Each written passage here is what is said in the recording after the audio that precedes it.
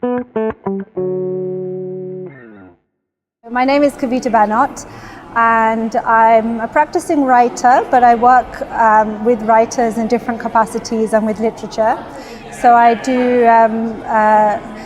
work with something called the Literary Consultancy, and I read manuscripts that writers send to the consultancy and give them feedback. And I mentor writers as they're writing their first novels, perhaps over a period of a year, giving them feedback. And I also am an academic. I read published literature and review published literature as well, critically. There's certain things, I guess, which come up, but they're always responding to specific works. But I think that I find that sometimes writers stumble over the advice that maybe they're given often in courses that they should always show, not tell. So I always am encouraging writers that actually you need to tell sometimes in order to pull work together and guide a reader through, and in terms of framing their work. So thinking about a kind of narrative voice, or thinking about structure, and just how to both communicate with the reader in a way that is readable and accessible, just to communicate whatever they want to say in the best way. I think I tend to read a lot of literature, international literature, or diasporic literature. And I've especially been interested in a long time in writing by South Asian writers, because I think I bring something to when I read that literature that has an engagement with the context or the perspective. So I've also been really interested in the politics of writing and reading and editing, and how we can bypass what was already out there and the kind of representations that are out there.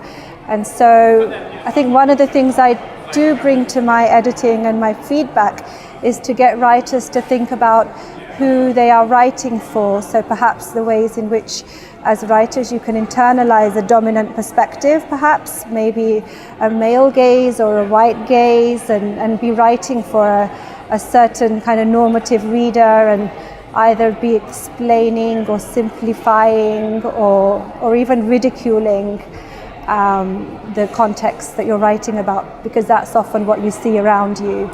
Because I tend to work on a level which is not so much about the kind of copy editing, but a kind of bigger structural change or approach. I think, and communicating that through kind of technique and craft, and I tend to find that writers do respond quite well to the feedback, and they come back often with their work, and the process continues. So I'm on the board of directors for Comma Press, and especially in terms of thinking about, because Comma does a lot of international fiction, translation, that's something that's quite special about the press, so I advise a lot on that. I think it's quite ambitious, because I have all these strands and I really try to bring them all together and want to do so more. So I write fiction, so I want to continue and with my own writing on a novel I'm working on. But also I think I have a lot of plans with both writing, but also perhaps workshops to develop my ideas and share them in terms of thinking about the politics of reading, writing, editing, translation.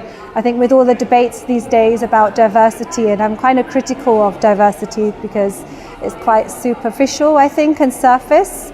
So I'm really interested in going deeper and beyond kind of tokenism and lip service.